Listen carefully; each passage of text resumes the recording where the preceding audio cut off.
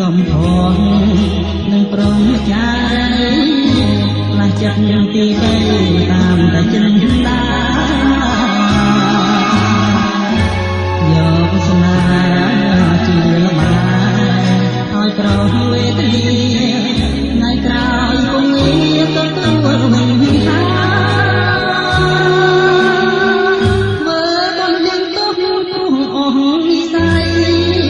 មានបាបជួនស្រីអប្រេរិស្យា